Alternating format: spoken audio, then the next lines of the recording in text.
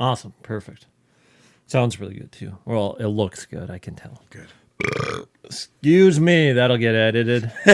Oh, Edit I do it have in. LaCroix too. If you guys are thirsty. I'm more of a bubbler guy myself. Oh shit! Yeah. Mm-hmm. Wait, it's not even LaCroix. It's the Target brand. So My mom used to buy that. I think she used to purposely buy it because she knew I wouldn't drink it. Like when I was a kid, I was like, this isn't soda.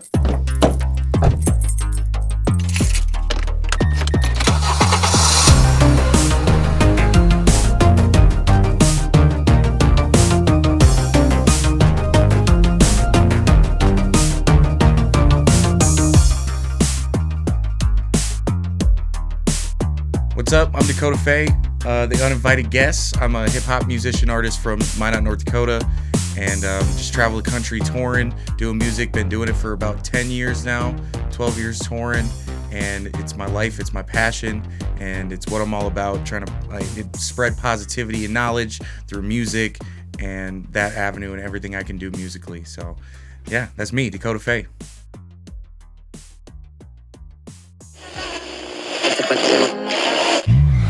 There are three simple words to describe Ford Explorer.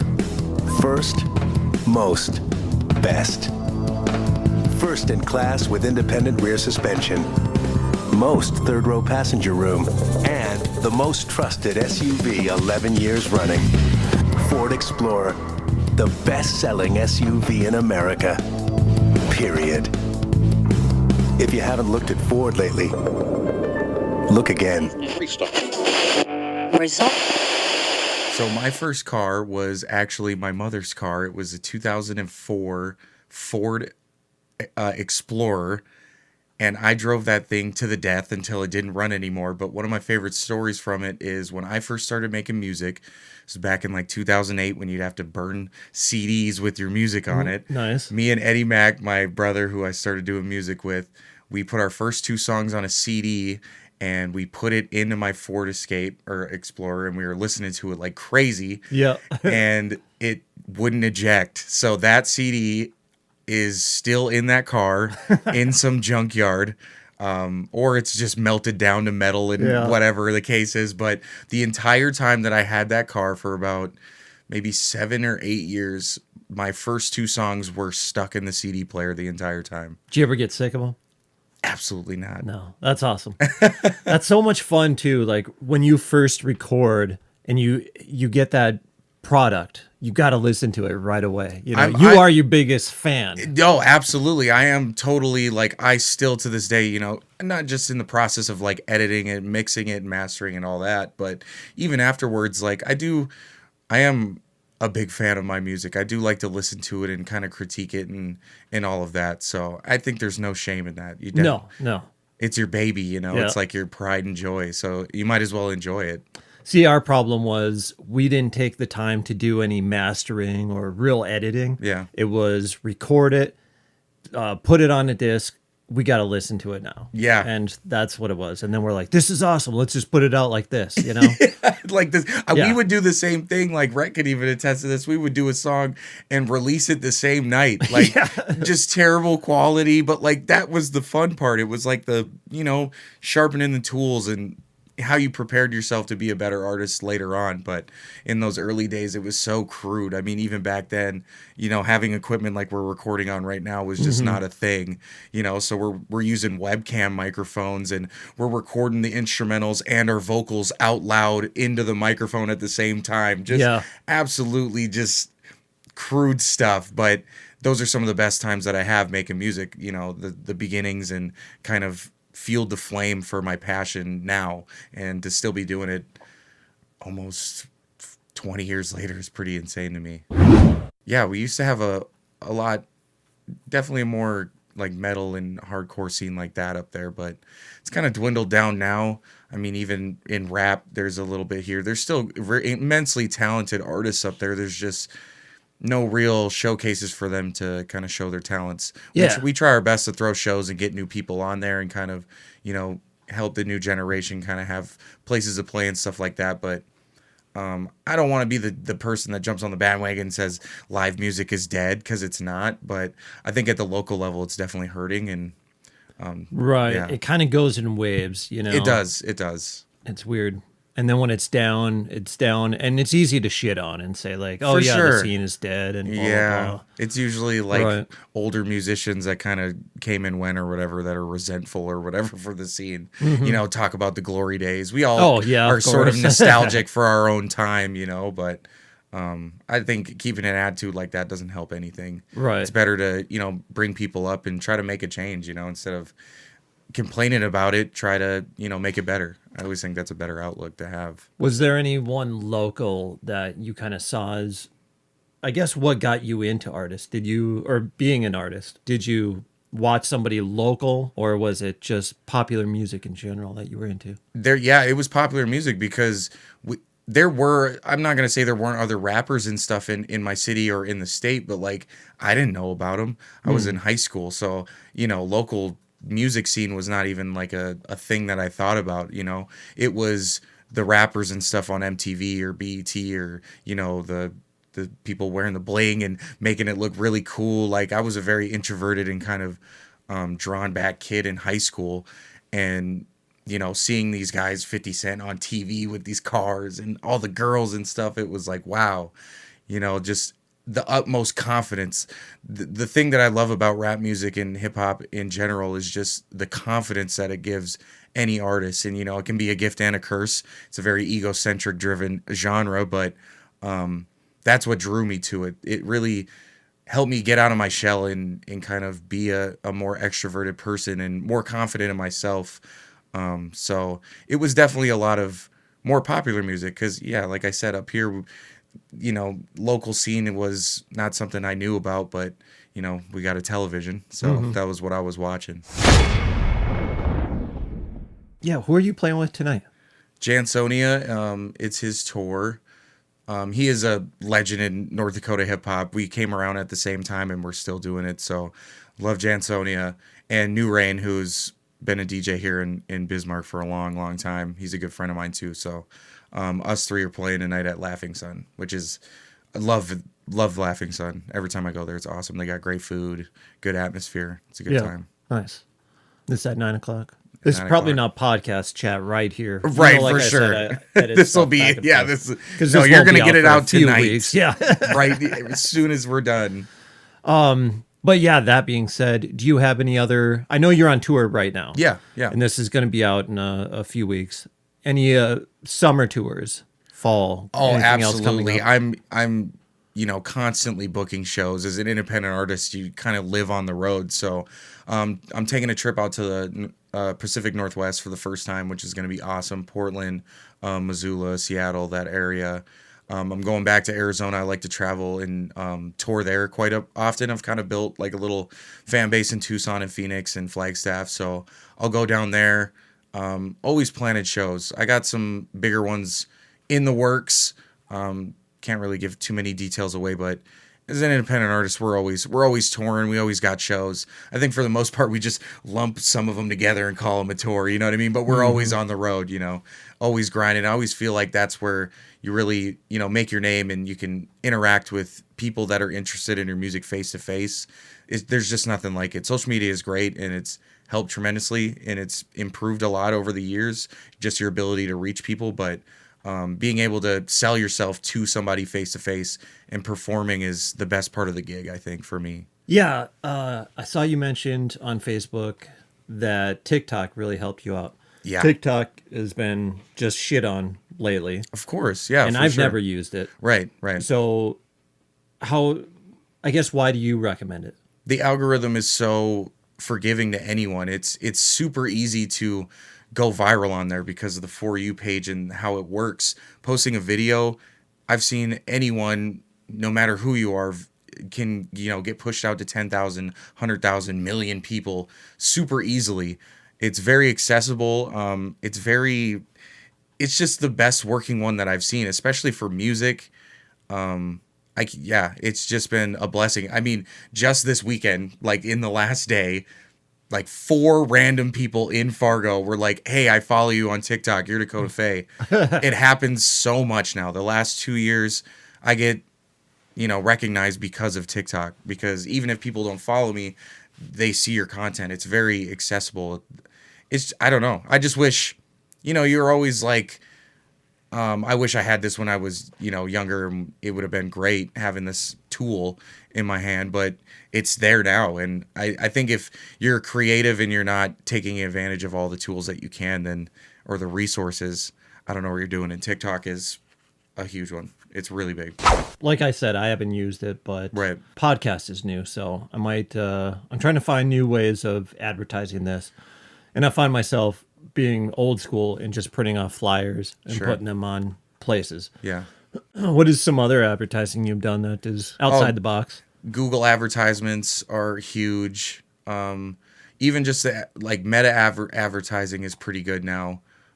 Just, curating like a landing page or somewhere that they can go to your music. Just coming up with really interesting content ideas, video stuff. It can be cumbersome sometimes. You're already doing one art form, whether it's podcast or whether it's drawing or music, and now you got to be like a influencer or content creator. It can seem like such like a hassle or whatever, but I've really turned it into something that I really enjoy. It's a whole different art form of like expressing my music through visuals or being interesting. It keeps me on my toes, and it can be a job when you're doing it every day, and like anything it can kind of wear you out, but I've really learned to enjoy it, and it's like a whole new way of being expressive, so I do quite enjoy that side of it, even though it has difficult stretches, but you break through them and you find new ways. You throw stuff at the wall, and social media is really, and advertising has been the real X factor for me the last couple of years, especially getting my name out to people that have never heard me. Let's talk about recording a little bit. Mm-hmm. How has that changed for you over the years? I assume you've always done it yourself. I've always done it myself. Yeah, like I was saying before, like we would record ourselves. I never had, no studio or nobody that was rapping that could show me how to record music. So YouTube University was the big thing for me, just learning how to do it, trial and error. And I still would much rather prefer to record in my house, in my studio, and not be like surrounded by a bunch of people. It's just kind of how I work better, I think. I can definitely do both. I've been in those situations, but I'm a lot more comfortable just recording myself, and it makes it easier for me because anytime I have an idea or anything, I don't need to wait on somebody or whatever. I could just go into my studio and record it myself. So I've always enjoyed that. It kind of has turned me into a little bit of like a particular person to work with. So Callie, my DJ, is also my engineer. We've developed our sound over the years, and he's the person I trust the most with, working on music and stuff like that. But he would attest that I can definitely be a pain sometimes with certain things and how I want certain things. But so yeah, I'm just more comfortable doing it by myself on my own. Yeah, same. That's it's so much more accessible now. You know, to build a studio. Absolutely. I'm more of an introvert person these days too, and I kind of have my own studio, but also my own gym, basically. Yeah. I can't go to a gym and work out. I'm the same way. So, I just got a Peloton, and I do it at my house just to get my cardio in because I hate doing stuff in public. And you're talking to a guy that performs in front of a bunch of people, so I picked the wrong career choice. But that's the little bit, I don't like to go out and do stuff. So when I do a show, that's like my little taste of being social, and then I'm reclusive back at home. So I totally get it. I played in a band for years, but always with 3 to 4 other people. Yeah. So if I'm up there with a group, it doesn't feel so all eyes on me kind of thing. For sure. Because I'm kind of the opposite, where I've even turned my back on the crowd and just played to my amp. Yeah. At times. But then there's other times where I'm just feeling the crowd, and you kind of get lost in that and jump out into the audience.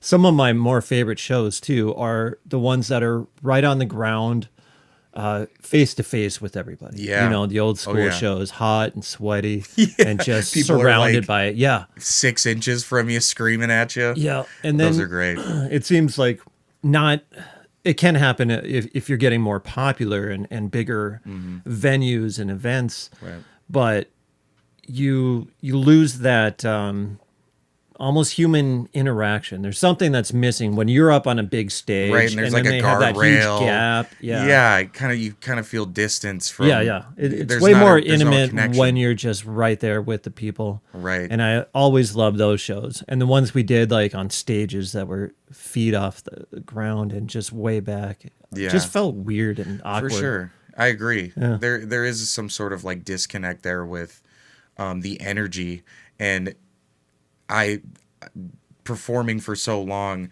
that is really what makes a good set or a bad set, is what energy that you're giving out and receiving from the crowd. You know, it's like professional wrestling in that way, where you're really paying attention to the people that are watching, and you know, maybe switching things up just based off of the emotion or the energy that's in the room. And when you're close up and personal like that, it's right there. You feel it. But if there's some distance, you're kind of like looking over people's heads. You're not all the way there. You're not playing to people. You're kind of just playing at them. Yeah. I don't know if that makes sense. Right. I get it. Yeah. Do you record live shows? I haven't, but Callie he's also been getting like stacking up his, like live setup, and he just got a digital mixer that records live. So we might try to start doing that now. That would be really interesting. That would be really cool to like release, the live versions of right of like a album or whatever the case. Yeah, that would be really cool. You said something about getting shit for when you started to rap. Yeah, for sure. I mean, why is that? I mean, imagine you're in high school and you hear one of your buddies is trying to be a rapper in North Dakota. It's very jarring. It's a very like, what? You're trying to do what? I think it was just different. And especially, I went to school at a Catholic school, a small Catholic school. So it was very like cliquey and very name, like, people had been friends or whatever for a long time, and, kind of being an outcast and was not frowned upon, but, it was different. And people in high school are trying their best to not be different. They're trying to fit in.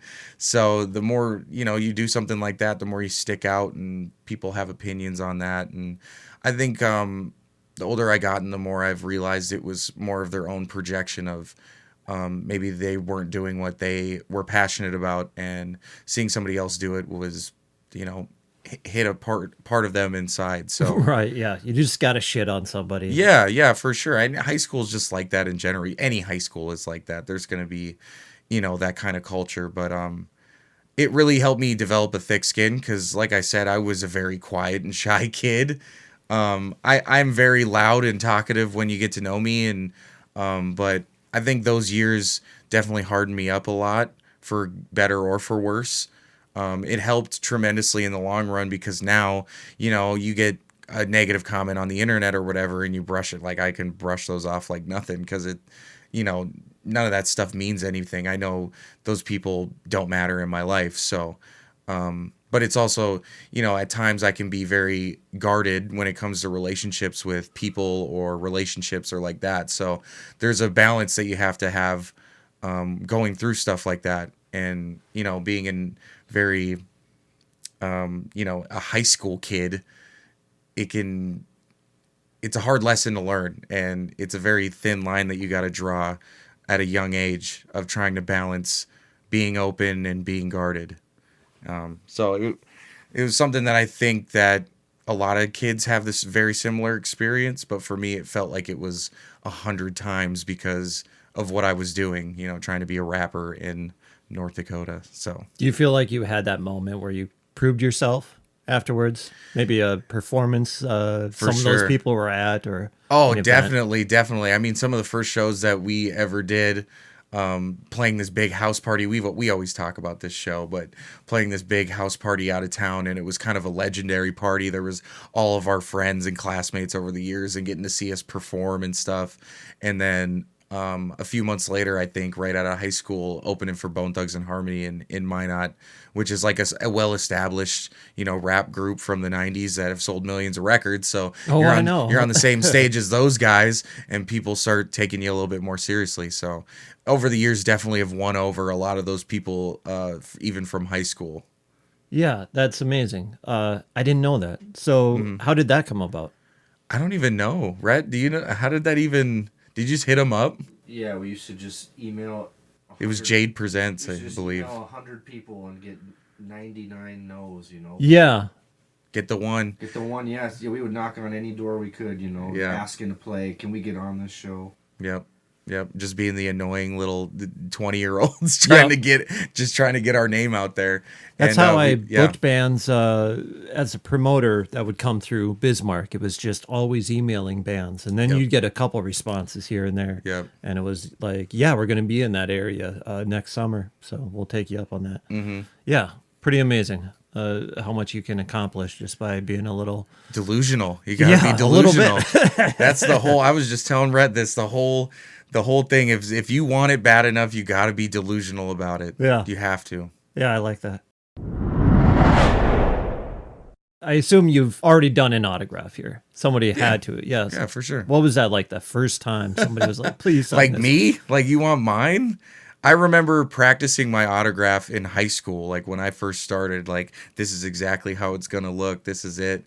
And just being able to like actually do it for real, not writing it on my history research paper or whatever was a really cool feeling. I still get that feeling when people ask me for my autograph these days. I never will ever lose that feeling. If I do, then I know it's probably time to give it up because I'm not doing it for the right reasons. Or change of something. Yeah. I wish I had practiced my signature. Mm-hmm. Oh, mine still sucks. I've done it a million times and it still looks horrible. Yeah. So. It's 10 years old me still trying to write my name. Yeah, pretty much.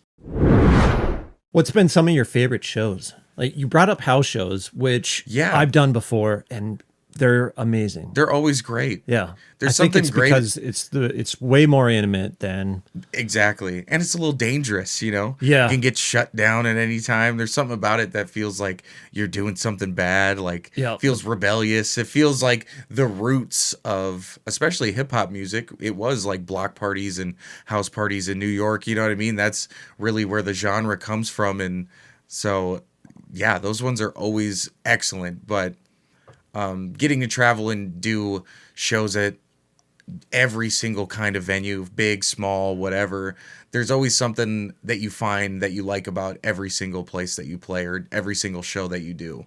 Of course, opening for the bigger acts at, the Civic Center or whatever, those ones are awesome. And, something that crowds that you don't really get to play for that much. But the ones that at the venue that you've been playing for 10 years in the city that you come from and your friends and all your, hardcore fans are there, those ones are excellent too. So I think there's something that I like about every situation and show that I've been in. Yeah, same. Well put too. Do you have say in how much your shows are price-wise? Yeah. Unless I'm working with like Jade Presents, but even then I still get a say. So yeah, every show I get a say.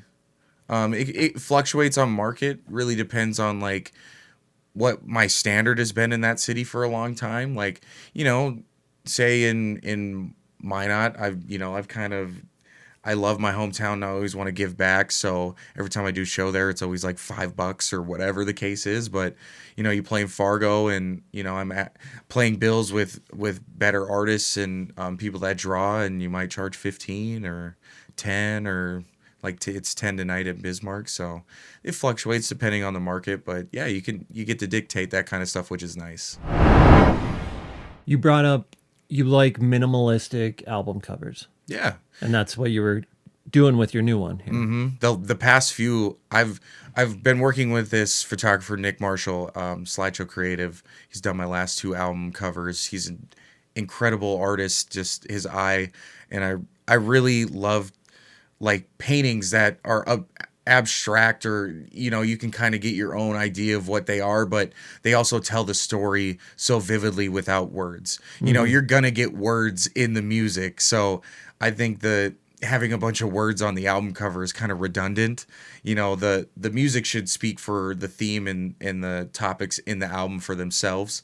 And the album cover should really represent that in a beautiful, like, visual way. So I've always kind of done that, actually. I'm a big fan of, like, actually using, like, real photography. Not to say I haven't done the opposite of, like, graphic design or whatever, but the last 2 especially have been it's been really cool to kind of capture that moment and that project in just a picture. No words, no nothing is on it. No. Okay. The last so two. what I saw was correct. Yep. That's cool. The last 2 album covers have been like that. Nice. Digital, obviously. Do you do any physical media? Oh yeah, yeah. I've been doing CDs for those. I really want to do vinyl. It is expensive to do vinyl. Yes, it is. It's so expensive. It is definitely something that I will do, even if I just make one for myself, because I'm a big vinyl head too.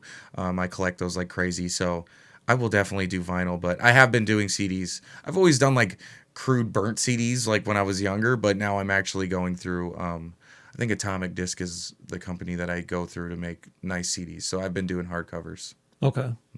What about cassette tapes? That was another thing. Somebody else was talking about like releasing some of their stuff on cassette tape. I've seen not that it's necessarily coming back, but people are asking for it. It's more of like a collector's thing. I mean, even I've noticed with CDs, like a lot of people don't even listen to the CDs, but they like to have them. You know, they have me sign them, or they say that they haven't even brought it out of the plastic. They just listen to it. So a lot of people are just, collecting them. I'm a big fan of. I mean, I actually listen to my vinyl, but I think I'm a retro game collector, and I emulate most of those. Legally, of course. Yeah. Sure. But I still collect the actual physical old stuff. It's getting quite expensive these days. I'm sure with action figures. I'm sure as well. Mm-hmm. But sometimes you just like having them. It's just we're hoarders. Some of us are just gotta have little trinkets and little stuff like that. So yep. I would love to do that with cassettes. comic books too. Yeah. I got a whole bunch of comic books. They're in bags, boards, and boxes. And then I still read them on digital formats. Exactly.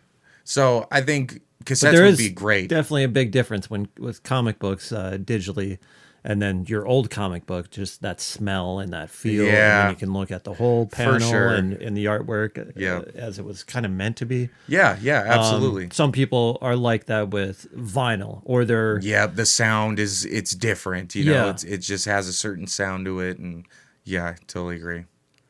But I think doing cassettes would be awesome. Artist Muja Messiah last night had cassettes. Even Jantoni has done cassettes before. They're just really cool. I would love to do that. I know there's a couple companies that do them, so I'll definitely look into that. Certain you would even... I know it's expensive to do, too, and you'd probably have to save up to get vinyl done, but they seem to sell pretty good. Absolutely. These days. I'm just not a big fan of doing pre-orders. I hate having people's money before I have the thing. I'm just not a fan of it. I'm sure I could do that and fund it that way, but taking someone's money and then making them wait 6 months just seems weird to me. So that does to me too. It feels way that more didn't responsible. Come to mind, but a lot of artists happen, do that. Tons of artists do that. Really? I mean, even big artists will do pre-orders for their vinyls before they come out. In those cases, I'm sure they have them made or whatever, but. A lot of people are doing pre-orders for vinyls and stuff just to fund them. I get it. I don't like it, but I do get it. For sure. Not something that I would personally do. I've always just been very, I hate owing people money. Yeah. In general. So having a bunch of random people that I don't know's money, and then, vinyl takes a lot of companies are very backed up doing vinyl. It's a process to do. So, I would much rather just have the money up front to be able to get the albums and be like, hey, buy some vinyl. Yeah, right. Especially if it's a limited run too, Yeah, that could be really neat down the road. It's not too crazy. There's a few sites where you can do, 300 of them for 3,000 or 5,000 in that range, and it's that's not too crazy. And if you're selling them for 40, 50, whatever the pop, you could probably make that money back pretty quick. So definitely something I would look into. I'm getting a little bit more free with my finances, and now that I'm kind of making pretty decent money doing music these days, and am a little bit more focused on the business side of it. So definitely something I'll do in the future. Cool. What other kind of merch do you have? I do shirts and hoodies and the typical stuff like that, but I just did actually ski masks for the album that say Uninvited Guests on them. Cool. Those are really cool. I've been doing a lot of stickers lately, and t-shirts are the thing you gotta sell. So I got 5 or 6 different designs and stuff like that. We do like odd stuff here and there. We'll do like beanies or hats, or Rhett did like shorts one time. We'll do like shorts. Yeah, that's with awesome. The money stacks, and they sold like crazy. It was insane. I did not think he was gonna sell them that fast. They sold pretty fast. So I think people like the more obscure stuff like that. Yeah, we used to do that too. Just buy random shit at a thrift store. Yes. And if we could screen print on it or paint it even. Yep. Yeah, I got the Cricut at home, so I do a lot of stuff on my own like that. And definitely we'll go to the thrift store and just buy a piece that's cool and do that. My first band, I remember some of our logos on t-shirts were just duct tape and spray paint. That's sick. That's really cool. It was sick because of the smell from but just gross. It made you pass out. Yeah. You got ill, but I remember I had like a Zoo York shirt that was like, it was just screen printed, but it was like duct tape, and it was supposed to like look like that. Yeah. So they're posers. They're biting off the true stuff. Look at what these guys are doing. It's punk, they're man. Like, oh, we could commercialize this pretty quickly. Have you ever made a music video? Oh yeah, we just released. Rhett does my music videos. Well, okay. Just started, but we do 2 or 3 in, but they're incredible. They're incredible stuff. Having that ability to be able to do the music videos now is a whole nother ball game, because it's visual content these days. So being able to do visuals for any song that we want to promote like that is awesome. I think it's very crucial, because people need to see the face behind the music. They want to see that stuff. Yeah. Not always, but not everyone can be MF Doom or whatever and wear the mask. It's cool to have music videos. It's like I said about the content creation side of it. It's cool to express yourself through the visual form too. Being able to come up with a cool story or a cool theme that is revolved around the song that you're doing and kind of have a different twist on it. So the last video that we just released is for a song called Hurt with Malavinci that's on my new album Uninvited Guest, and it's a continuation of the video that we dropped right before that one, and being able to tell this cool story throughout the music videos, it's about like robbing houses. That's kind of the theme of the album. The uninvited guests wearing the ski mask and all that stuff. Everything is just correlated, and it just builds a huge more world, and lore for fans or anybody to watch and kind of pay attention to more. So music videos have been a big stepping stone for us, and Red is a big reason for that. Yeah, I feel like there's more care and thought into everything that we're doing. Everything leads into another thing, or everything has a purpose. Every song, every piece of content, every show, every idea, everything that we're doing is just more cohesive. So we're definitely reaping the benefits of it. Okay. So how do you manage your personal life with now being an artist?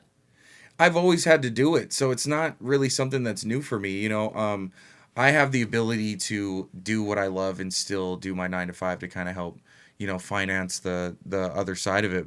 But you have to do sacrifices. So when you do tours like I do, you only do weekend shows. So I'll only do weekends. Sometimes I'll do a run where I'm doing 4 days in a row, but it's so much easier to just take a Friday off and do a Friday, Saturday, and then get to go back to work and do my normal stuff. So I have, actual steady income coming in and being able to do all that stuff. So I've always had to balance it. There's always been it's tough. There's sacrifices to it, but if you got to make time. If you want something bad enough, you got to go after it. You got to be delusional, like I said. Yeah. So you got to do whatever by any means necessary to figure it out. And a job can't be something that hinders that. So you make it work. What kind of advice do you give to younger artists then? Especially in music, make music, try a million different things. Don't be afraid to go outside of the box. Above everything, the foundation of your entire career is your music. It's your originality. It's what makes you, how you express your art form. So work on that first and foremost, because if you don't have good music, or you're not going to be able to do good shows, you're not going to be able to do good content or marketing, or you're not going to be able to, work on yourself first, find out who you are and what makes you original, and make as much music as you can. 'Cause that's the best part anyway. Right. It's making the music, that's, but be consistent and be purposeful. And don't be afraid to fail, because it'll happen. Not every show that you do is going to have hundreds of people. Sometimes you're playing for the sound guy, and it can be disheartening. Or you get a comment and somebody says, "Oh, you suck," or whatever. And you're like, "I don't know how I can keep doing this." It's just, you got to stay with it. You got to stay with it. Yeah, we've had that show where we're playing for the other bands and their girlfriends. Yep. But I've always said to myself, there's no show that's too small, Never. And I've always tried to keep that positive attitude with it. Yeah, play every show like it's a million people. Oh, I've run into those people too, who even local artists who are just delusional in the wrong ways. They think they're better than this town even. Yep. So if there's not enough people at the show, they're just dicks about it. Yeah, or they won't show up. They'll cancel. There's plenty of artists that I've seen do that. Yeah. Where, it's not going to be this. All right, I'm not going then. Like, you're too good for it.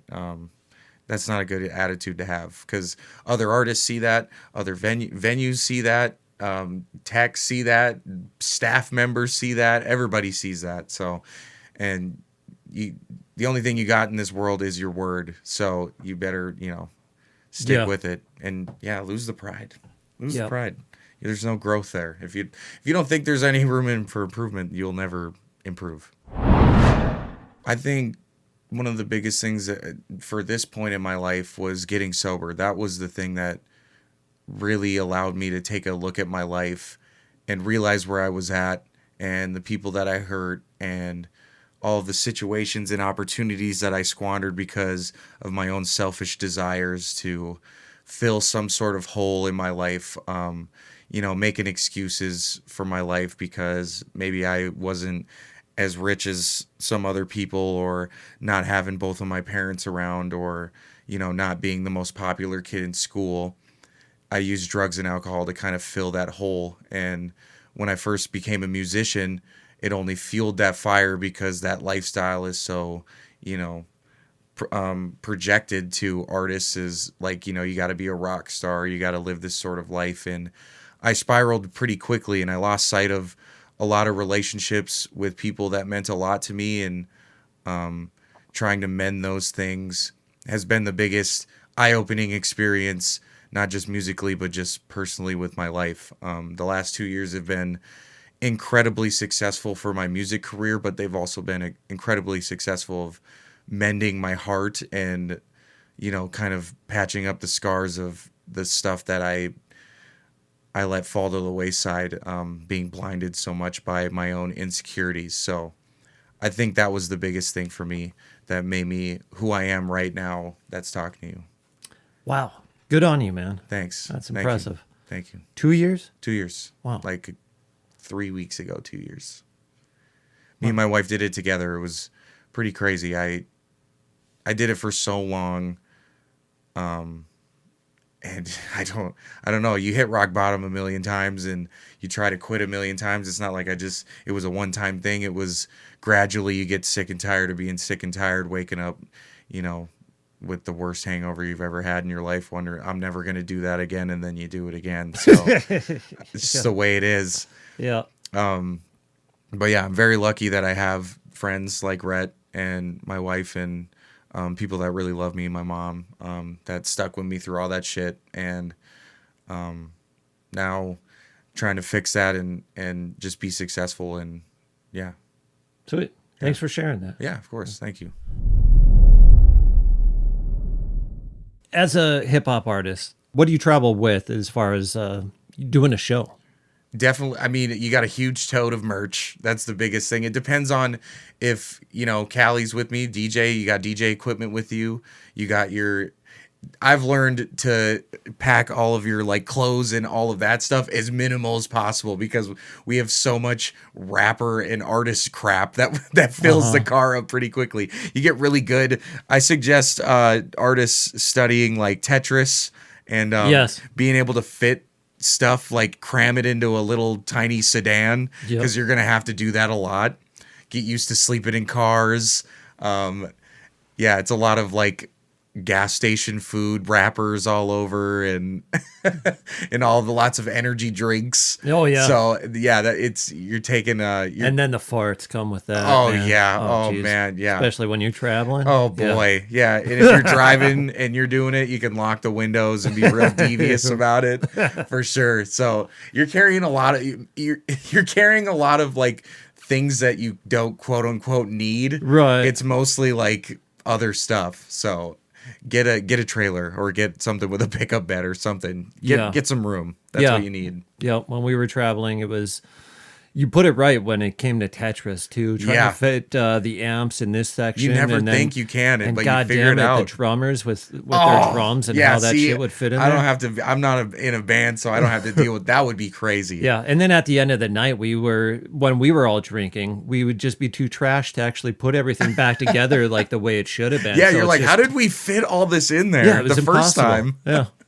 So rough. And then everything was like damaged and scuffed afterwards. We're like, oh man, who did that? Whatever. Who backed this? Yeah. Oh, that was us. Shit. Good times being a musician. Those are the best times. They really are.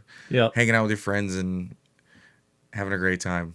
Those are the best times, especially on the road. I encourage any artist that makes music to get on the road with your friends and go travel and do shows because it's a feeling that doesn't last forever, you know. So enjoy it. Right on. Here. Here. All right, we'll let you get to sound check. It was a pleasure. Thank you for having me. It was awesome. It really is nice to sit down and conversate with another like mind, somebody that's, done the things that you've done. So it's really cool. I appreciate it. Yeah, let's do this again. Absolutely. Let's do it. Thank you. Yeah, thank you.